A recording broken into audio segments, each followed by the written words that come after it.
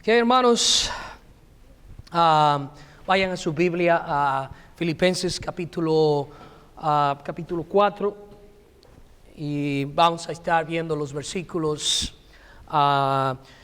10 al 13 en esta mañana.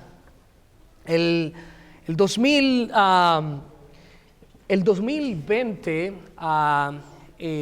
ABC, la noticia, el canal noticiero, hizo una encuesta muy interesante, y en esta encuesta que ellos hicieron, solo el 14% de los entrevistados dijeron estar contentos con el estilo de vida que ellos estaban llevando, con el estilo de vida que ellos estaban enfrentando debido a las circunstancias y a las situaciones que ellos se encontraban.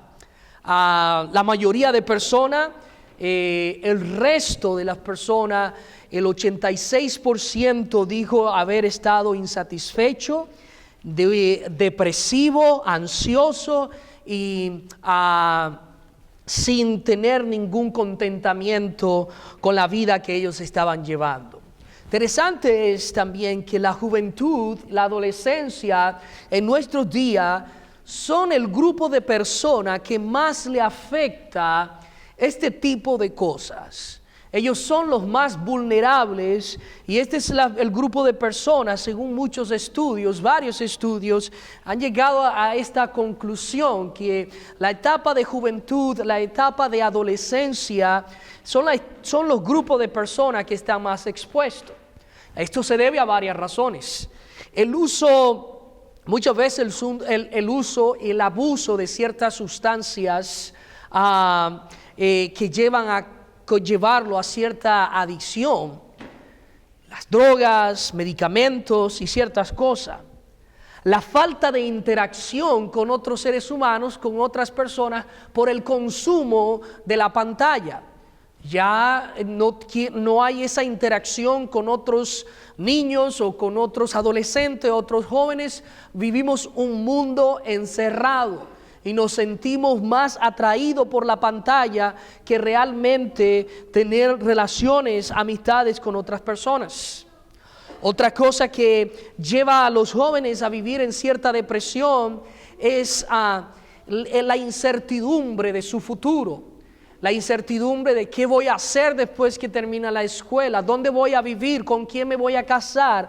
Todas estas cosas llevan a esa insatisfacción en la vida.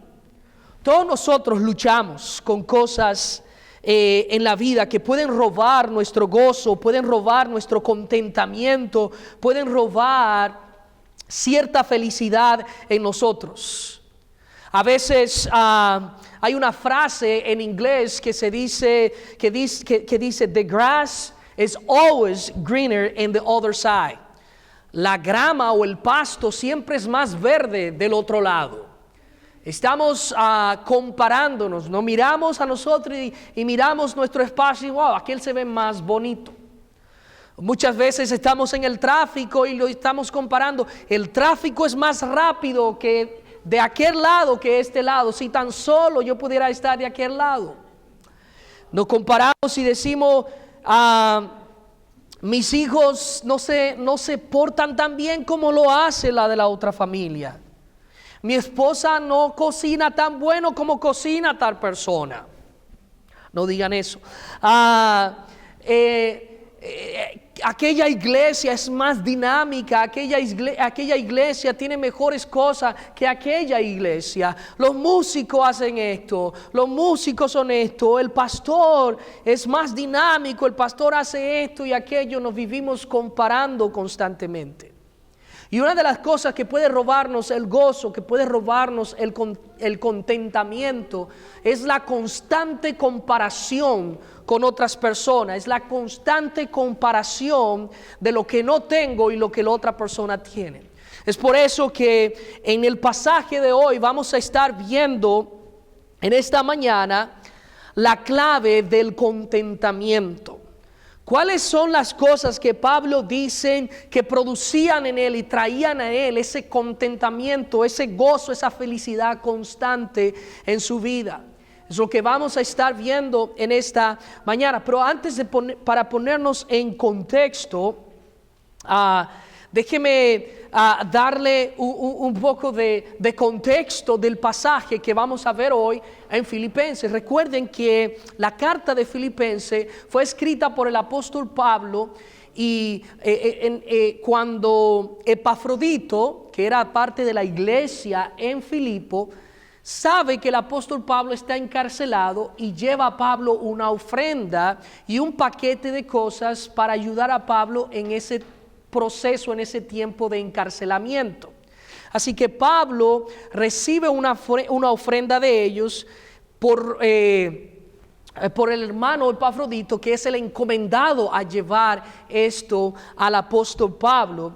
Y aquí Pablo va a decir lo agradecido que él estaba por lo que él había recibido, pero también va a poner muy claro cuál era la razón de su felicidad, lo que había recibido o algo que ya él estaba seguro, algo que ya él estaba satisfecho antes de cualquier cosa.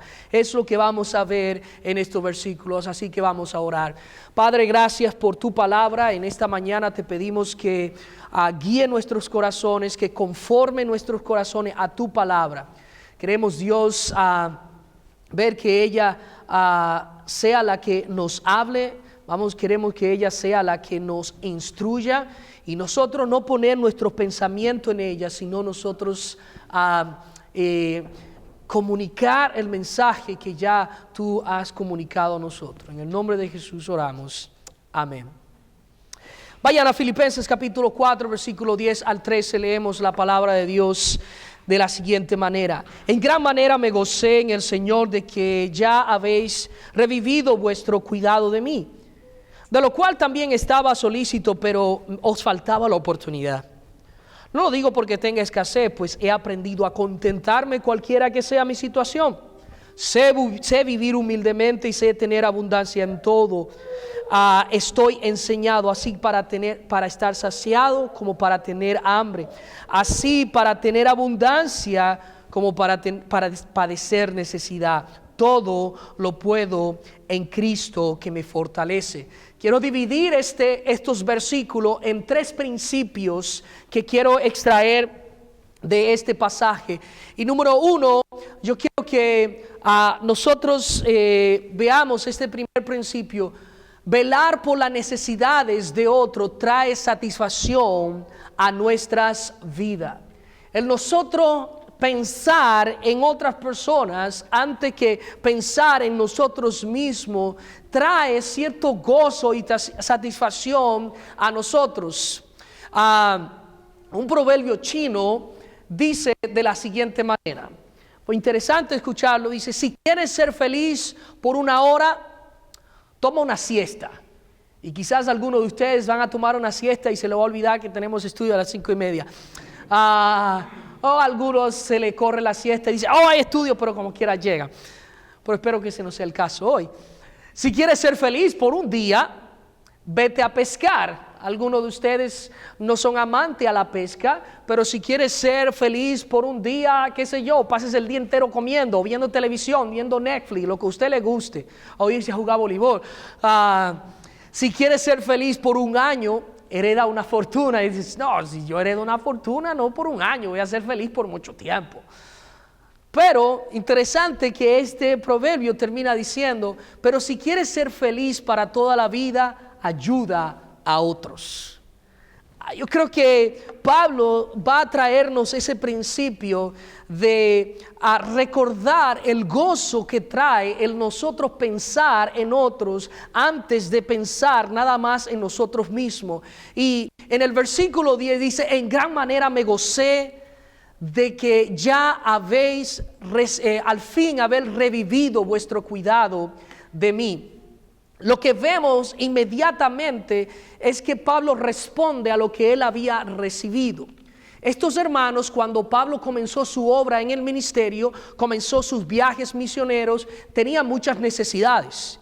Estos hermanos de Filipenses junto con los hermanos de Macedonia y otros hermanos se habían comprometido en ayudar a Pablo. Así como muchas personas hoy en día se comprometen a ayudar a otros en las misiones. ¿Qué pasó? Por alguna razón que no sabemos, y la palabra de Dios no nos dice, ellos habían pausado esa ayuda que le estaban dando a Pablo. Y Pablo dice, yo agradezco que ustedes han revivido, han retomado, han vuelto otra vez a hacer lo que ustedes estaban haciendo antes. Pero antes de cualquier cosa, Pablo dice, yo me gocé en gran manera en el Señor. Lo que Pablo está dejando muy claro aquí es que lo que ustedes están haciendo no es por ninguna manipulación ni por ningún forzar de mi parte para que ustedes lo hagan, sino que el Señor mismo ha puesto eso en su corazón y ustedes lo han hecho de una manera voluntaria, respondiendo al llamado de Dios, respondiendo a la voz de Dios en su vida. Dice, yo me gocé en el Señor. Porque Pablo sabe y está entendiendo que la fuente de cualquier provisión, que la fuente de cualquier cosa que nosotros tenemos o recibimos es y proviene del Señor. Así que Pablo dice, me gocé grandemente en el Señor de que ustedes hayan hecho estas cosas. Le agradezco. Y fíjense, hay dos cosas que cuando ayudamos a otros suceden en nuestras vidas. Yo sé que Pablo lo está experimentando y expresando, pero también nosotros mismos lo hemos experimentado. Quizás no nos hemos dado cuenta, pero suceden dos cosas cuando nosotros ayudamos a otro. Número uno, produce gozo. Cuando nosotros ayudamos a otras personas, esto produce gozo de ambos lados. Gozo en la persona que está ayudando y gozo también en la persona que está recibiendo. Fíjese, él dice, en gran manera me gocé. Es decir, me regocijé. Me animé al saber que ustedes han revivido, han retomado a ayudarme en mi proceso. Pero yo creo algo, que Pablo no está nada más gozoso por la ayuda económica, física que él había recibido. Pablo está expresando gozo porque ha habido una reconexión con estas personas. Pablo se ha reconectado otra vez, han vuelto a mantener la conversación y la comunión entre ellos. No tiene ningún sentido el simplemente nosotros dar porque tenemos mucho sin nosotros buscar y establecer una relación con una persona. Yo creo que es importante no tan solamente nosotros ayudar, pero también nosotros interesarnos en la persona a quien ayudamos. Y Pablo está viendo esto en estos hermanos. El gozo que produce el ellos poder otra vez mantener esa conexión. Pero también produce gozo, trae ánimo. El nosotros ayudar y pensar en otro trae ánimo. Dice, en gran manera me gocé de que habéis revivido vuestro cuidado de mí, del cual estabais solícitos, pero os faltaba la oportunidad. Nosotros no sabemos muchas veces el impacto que podemos causar en la vida de otra persona, no necesariamente por la cantidad o las cosas grandes que nosotros hacemos por esa persona, pero los mínimos detalles hablan al corazón de la persona. Nosotros no sabemos el impacto que podemos causar cuando nosotros podemos involucrarnos, porque cuando tú das, lo que tú estás diciendo es, yo entiendo tus necesidades, y no tan solamente quiero ayudarte físicamente o económicamente, sino que yo estoy interesado y estoy pensando. Cuando ayudamos, estamos pensando en esa persona. En mi experiencia y en nuestra experiencia personal, hemos estado sirviendo en el campo misionero y estuvimos en República Dominicana trabajando y dependíamos de sustento misionero. Pero cuando alguien hacía algo, se comunicaba o se comunica con nosotros, es realmente un gozo. Trae ánimo, trae gozo a nuestras vidas. Hay personas que están fuera de sus países, no porque en sus países ellos no tuvieran cosas para poder sustentarse, sino porque el peso y el llamado de Dios a ir a las misiones es más grande que las comodidades que pueden tener y van a otros lugares. Pero muchas veces van a otros lugares alejándose de amistades, de familiares. Y muchas veces son olvidados por las personas. Es por eso, mis hermanos, que como iglesia nosotros debemos crecer hasta el punto de tener un corazón misionero, de nosotros pensar en las personas que están sirviendo al Señor, pero también las misiones comienzan dentro de nosotros mismos. Tener ese corazón dadivoso, tener ese corazón dispuesto de estar atento a las necesidades de otras personas dentro del cuerpo de Cristo. Mire, Pablo dijo en Hechos capítulo 20, versículo 33 al 35, mire, dice, ni plata, ni oro, ni vestido de nadie he codiciado. Antes vosotros sabéis que para lo que ha sido necesario a mí y a los que están conmigo, estas manos me han servido. Pablo dice, mire, yo no estoy mendigando, yo no estoy buscando que ustedes me den cosas. Estas manos que Dios me ha dado es un privilegio y yo la utilizo. Pablo era un constructor de tiendas. Pablo era un arquitecto. Pablo hacía sus propias tiendas, casas donde él vivía y él trabajaba. Y dice, mis manos me han servido. Pero él continúa diciendo, en todo os he enseñado que trabajando así se debe ayudar a los necesitados. Y recordar las palabras del Señor Jesús que dijo, Pablo dice, no estoy yo poniendo esto en sus mentes para manipular sus corazones. Le estoy diciendo lo que el mismo Señor ha dicho. Las palabras del Señor Jesús que dijo, más bienaventurado es dar que recibir. Tú eres dichoso. Pablo dice, no vea el dar como un peso, velo como una bienaventuranza, como algo bueno, como un privilegio el dar. Pero muchas veces nosotros queremos recibir. Queremos tener nuestras manos abiertas para ver qué otros pueden hacer por mí en vez de yo qué puedo hacer por otros. Porque cuando nosotros pensamos en otros, ¿sabe quién está pensando en nosotros? Dios está pensando en nosotros y Dios está cuidando de nosotros.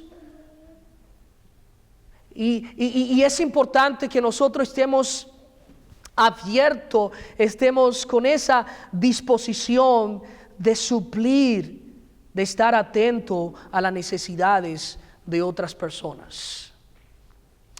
Pero en segundo lugar, el apóstol Pablo dice, déjeme dejarle claro algo en los versículos 11 y 12, es lo que él va a hacer.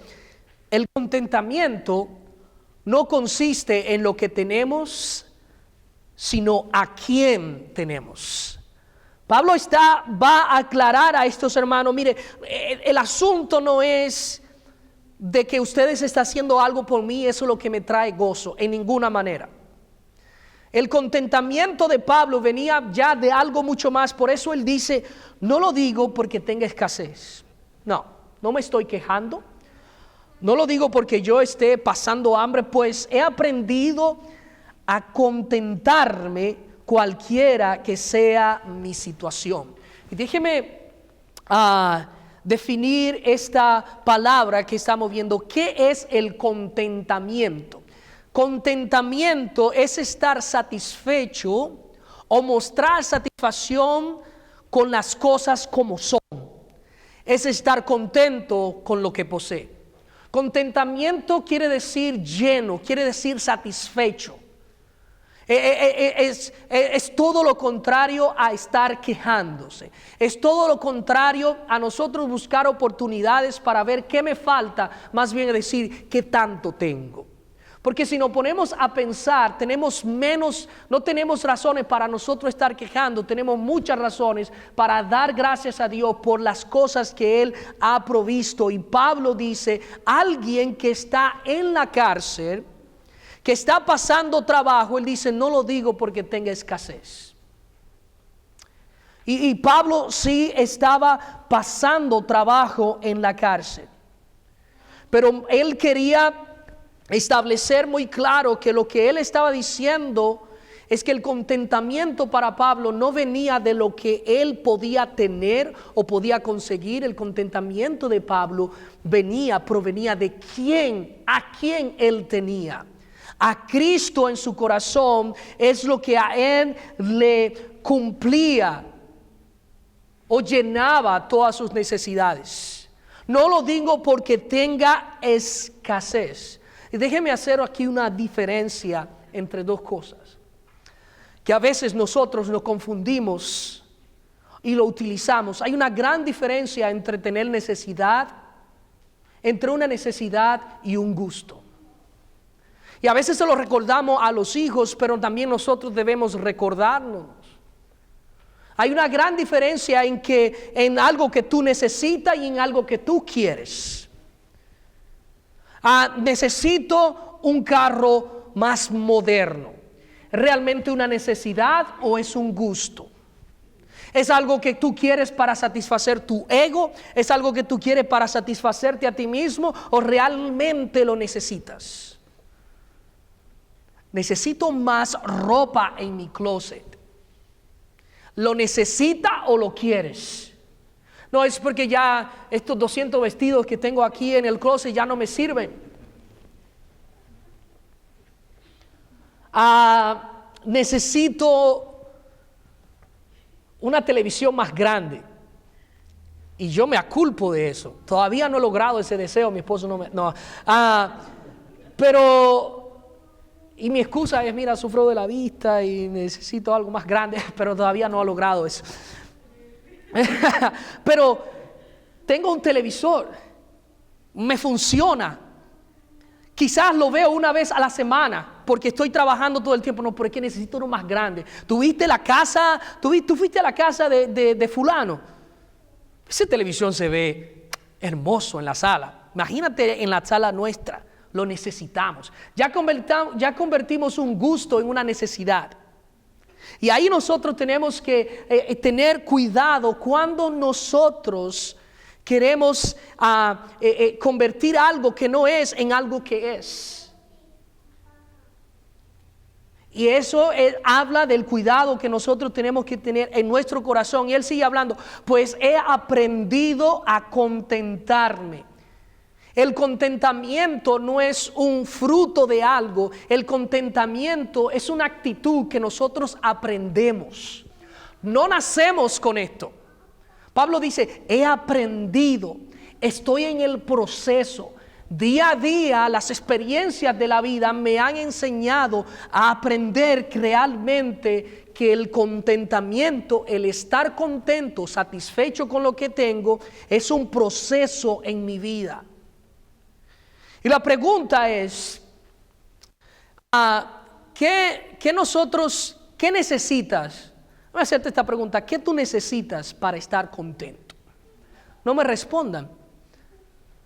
Pero piensa en este momento, ¿cuál es esa cosa que tú ahora estás deseando? Y dice, si yo alcanzo, si tengo eso, ya estoy bien. Si Dios me quita esta aflicción en mi vida, yo voy a estar bien. Si Dios me quita esta enfermedad, ya yo voy a estar bien. Si Dios me da este carro que estoy pidiéndole hace tiempo, yo voy a estar bien. Pero mira interesante cómo Pablo responde a esta pregunta. Pablo dice en 1 Timoteo 6:8, así que teniendo sustento y abrigo, estemos contentos con esto. Pablo dice, hay dos cosas que yo necesito. Yo necesito con qué vestir y qué comer y yo estoy bien. Lo que yo necesito para sobrevivir, para yo caminar en la vida, para yo poder sobrevivir, eso es lo que necesito: ropa, comida, algo que cubra mi cuerpo. Pero ahí no vamos en ropa y decir, no, es que ropa pero la última moda, ya eso no está, ¿me entiende? Ya no se utiliza tal cosa, ya yo no necesito tal cosa. Ahora si nos llevamos de la moda, vamos a morir ahorcados todos nosotros, porque ya no es yo tengo el iPhone 11, pero ya vamos al 15 este año. Así que si usted quiere un regalo, ya vamos al 15. Si nos llevamos de esto, nos vamos a volver locos. ¿Entiendes? Ya la ropa que se utiliza ya no es ropa ajustadita, pegadita al cuerpo, ya es mientras más ancha mejor, y después vuelvo a lo mismo, es una locura, mis hermanos. Pablo dice, mira, lo que yo necesito es ropa que cubra mi cuerpo. Si eso cubre mi cuerpo y es decoroso, es decente, yo estoy bien. Comida, si necesito comida que sostenga mi cuerpo, estoy bien. No, es que necesito un buen steak.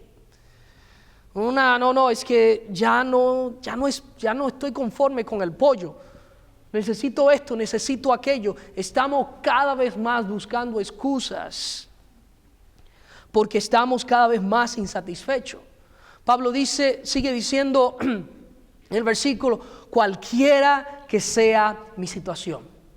Ahora él va a definir cuáles eran las situaciones que él tenía.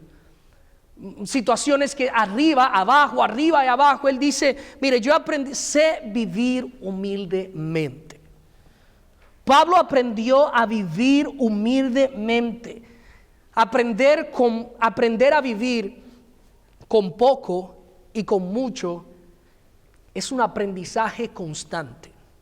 Y Pablo dice, yo he aprendido a sé vivir humildemente. Y él sí llegó a este punto donde experimentó escasez de ropa, porque en muchas de sus escritos dice, he pasado por frío, he pasado por turbulencia, he pasado por dificultades, he pasado hambre, he estado enfermo y no he tenido los medicamentos, no he tenido la forma de cómo tener esto. Pablo dice, yo he estado lo más bajo que una persona pudiera estar, he sufrido, sé vivir humildemente. Los momentos de necesidad nos ayudan a valorar los momentos de abundancia. Compara tu vida, y muchas veces cuando nosotros creemos que lo que tenemos lo merecemos, no pensamos en nuestro pasado.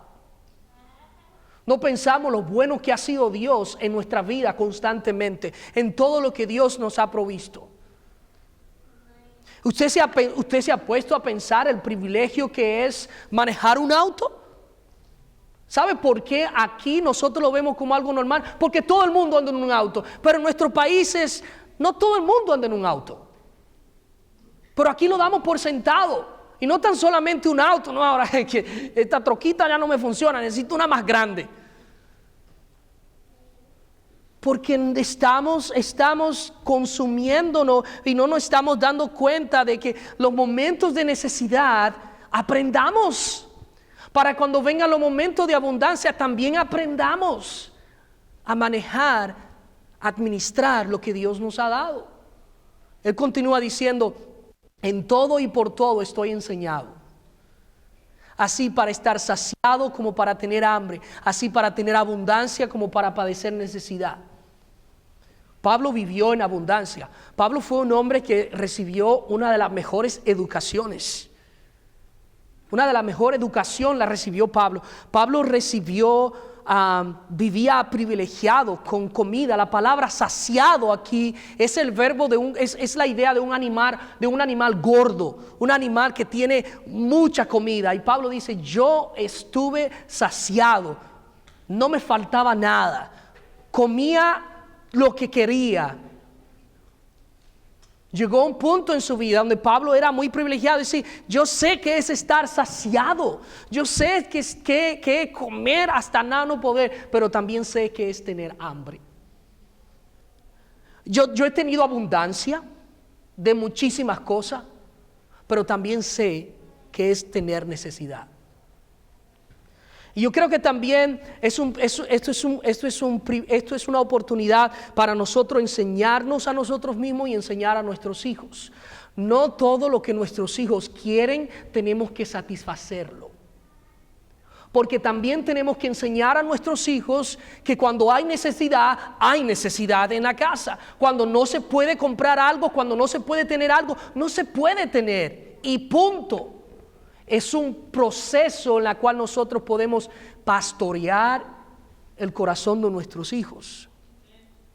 Al igual que nuestros corazones también.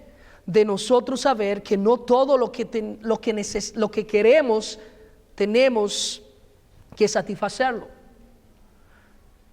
Mire, esta actitud en Proverbios capítulo 30, no Salomón, porque Salomón no podría decir que él no tenía riqueza, porque sí la tenía, muchísima riqueza. Pero estas palabras de Agur en el Proverbios 30, versículos 7 y 9, dijo lo siguiente: 2 cosas he demandado a Jehová. No me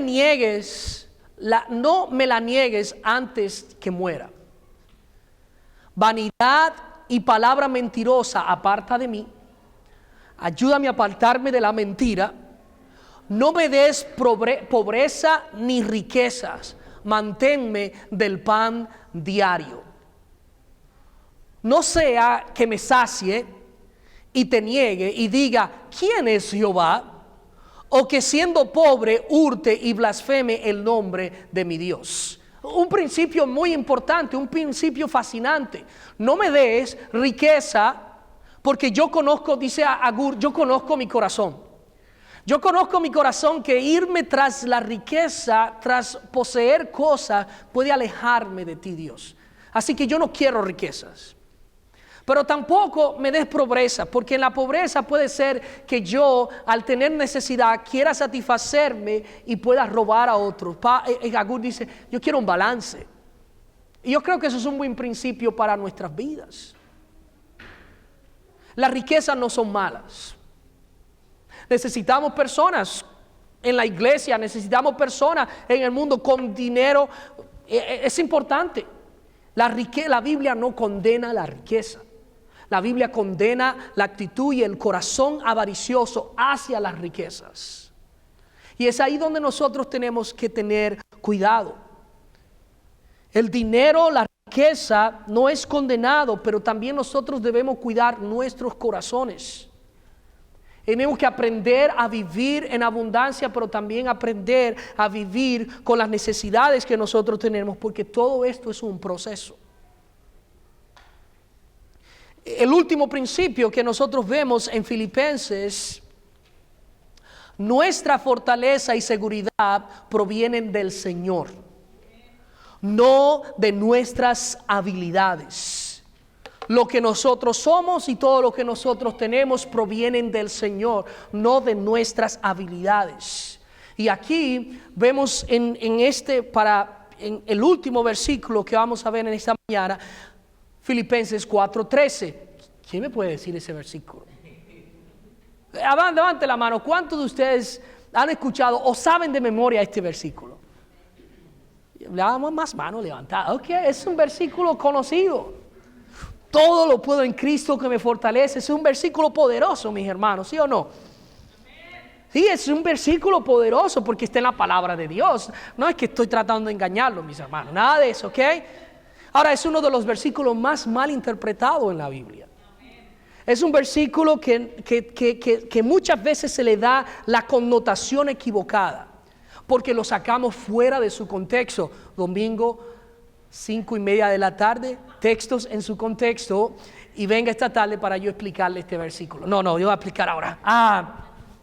Todo lo puedo en Cristo que me fortalece. Muchas personas dicen cosas como esta: en el nombre del Señor yo voy a ser rico, porque todo lo puedo en Cristo que me fortalece.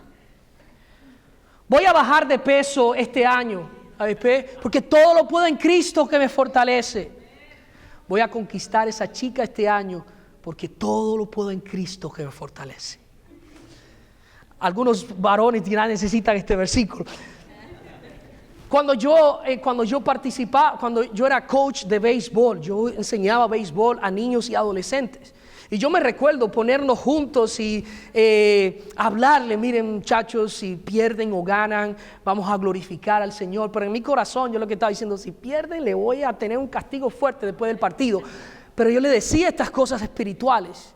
Y dentro del grupo él decía, mis muchachos, vamos a ganar hoy. ¿Saben por qué? Porque todo lo podemos en Cristo que nos fortalece. Y ese partido vamos a ganarlo. Y me sentía muy espiritual.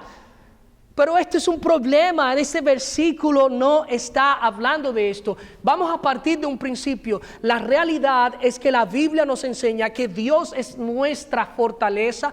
Dios es nuestro escudo. Dios es a quien nosotros podemos correr en momentos de dificultades, en momentos difíciles. Sí, Dios es nuestra fortaleza. La Biblia es consistente con eso. Ahora bien, si vemos este pasaje en el contexto, en el versículo 7, Pablo está hablando de preocupación y ansiedad. Mire el versículo 7, que ya lo hemos visto, dice, versículo 6, por nada estéis afanosos, sino sean conocidas vuestras peticiones en toda oración y ruego. El versículo 8 dice, por lo demás, hermanos míos, pensad en lo que es verdadero, en lo que es honesto, en lo que es puro. Y en los versículos que acabamos de leer, Pablo dice, yo he aprendido a vivir en cualquiera que sea mi situación. Y si vemos este pasaje en su contexto, lo que Pablo está diciendo, todo, es decir, yo puedo vencer la ansiedad, yo puedo confiar en el Señor de que Él va a trabajar en mi corazón para yo alejarme de las preocupaciones, de la ansiedad. Yo puedo confiar en el Señor para que Dios trabaje en mis pensamientos, para que Dios trabaje en esas cosas, en esos pensamientos que están abordando mi mente que no agradan a Dios. Yo puedo confiar en el Señor para estar contento, sea que tenga mucho o tenga poco, sea que esté en abundancia o que tenga necesidad. Pablo dice, todo lo puedo en Cristo que me fortalece. Todo lo puedo en Cristo me fortalece. Dios me va a fortalecer en los momentos de necesidades y Dios me va a fortalecer en los momentos de abundancia. Y en ese contexto Pablo está diciendo, sí, yo puedo en todo en Cristo porque Él es mi fortaleza. Todo lo puedo en Cristo que me fortalece, tenga o no tenga trabajo. El problema es que utilizamos este versículo simplemente porque queremos victoria, queremos estar en victoria en nuestra vida. Pero Pablo dice, teniendo o no teniendo, Cristo es mi fortaleza. Todo lo puedo en Cristo que me fortalece, sea que mi esposo o mi esposa quieran seguir al Señor o no quieran seguir al Señor. Cristo es mi fortaleza y en Él yo he confiado y a Él voy a seguir. Todo lo puedo en Cristo que me fortalece, sea que en mi casa haya comida o no haya comida. Y Pablo quiere que estos hermanos tengan eso bien sembrado en sus corazones. Él es nuestra fortaleza. Así que estar utilizando este versículo para cualquier cosa, sacándoles un contexto, no es justo darle la interpretación equivocada a algo que no ha dicho la palabra de Dios. Sí, mis hermanos, cuando estemos en momentos de dificultades, ¿sabe qué? Yo sé que voy a vencer. Yo sé que en Cristo y el poder que está en mí a través del Espíritu Santo, yo sé que voy a pasar este tiempo de ansiedad, de dolor, de preocupación, porque Cristo es mi fortaleza. ¿Sabes qué? Yo sé que Dios va a trabajar en mi corazón a través de este momento de necesidad, que no tenemos muchas cosas en la casa, porque Cristo es mi fortaleza. Termino con estas palabras de David en el Salmo 23, un salmo muy conocido. David dijo, Jehová es mi pastor. Jehová es mi pastor, nada me faltará. En lugares de delicados pastos me hará descansar, junto a aguas de reposo me pastoreará. Él es mi pastor, Él es quien provee todo lo que yo quiero. Él me lleva en los lugares de sequedad muchas veces para trabajar en mi vida, pero también en los momentos de abundancia. Dios sigue siendo mi pastor. Él es quien conforta mi alma. David dice, confortará mi alma. Me guiará por senda de justicia por amor de su nombre. Aunque ande en valle de sombra de muerte, no temeré mal alguno, porque tu vara y tu cayado me infundirán aliento. Aderezas mesas delante de mi presencia, de mis angustiadores. Unge mi cabeza con aceite, mi copa está rebosando. Y él termina el versículo 6 diciendo, ciertamente el bien y la misericordia me seguirán todos los días de mi vida, y en la casa de Jehová moraré por largos días. La misericordia de Dios está con nosotros, mora y vive en nosotros. Así que pensar en otros es un privilegio, ayudar a otros es un privilegio. Saber que nuestra fortaleza está en Cristo, nuestro contentamiento no está en lo que tenemos, sino a quién tenemos, que es Cristo Jesús.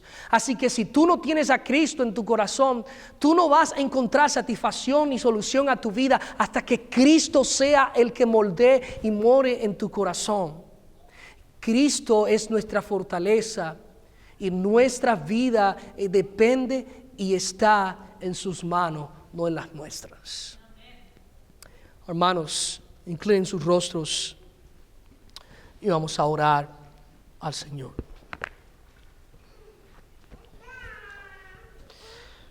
¿Qué cosas en esta mañana pueden estar robando ese contentamiento, ese gozo? Cada uno de nosotros tendremos que mirarnos a nosotros mismos. Quizás lo que esté robando tu gozo y tu contentamiento es la amargura o el rencor que tienes hacia alguien. Y constantemente tú estás pensando cuál es el problema de esa persona y no estás pensando cómo Dios quiere trabajar en tu corazón. Tu contentamiento depende de cómo está tu situación económica en la casa. Déjame decirte, van a venir momentos buenos y momentos malos. Tenemos que pensar que nuestro contentamiento, nuestro gozo dependen de la persona de Cristo. Pero si estás aquí y no tienes a Cristo como tu Salvador, estás viviendo lamentablemente la vida más miserable, porque estás despreciando a la persona que ha dado todo, ha entregado su vida para darnos a nosotros valor, significado a nuestras vidas. Si en esta mañana estás con nosotros o no has estado visitando y aún estás luchando con esta idea, si venir o seguir rechazando a Cristo, déjame animarte que Cristo es nuestra fortaleza. Cristo quiere darte vida, Cristo quiere darte vida en abundancia. Y para eso estamos aquí. Podemos ayudarte, puedes hablar con cualquiera de nosotros. Cristo, tú eres mi pastor, eres mi fortaleza. No tengo que temer a nada porque tú estás en mí. Tú vives a través del Espíritu Santo en mí y mora permanentemente. Gracias, Dios, por tu palabra. Ayúdanos a decir estas palabras del apóstol Pablo, aprender a vivir humildemente, sea que tengamos mucho o sea que tengamos poco, a vivir agradecidos, sea que tengamos mucho o que tengamos poco, pero de lo que tú nos has provisto, que nosotros podamos bendecir a otros también. Gracias, mi Dios, por tu palabra, en el nombre de Jesús, amén.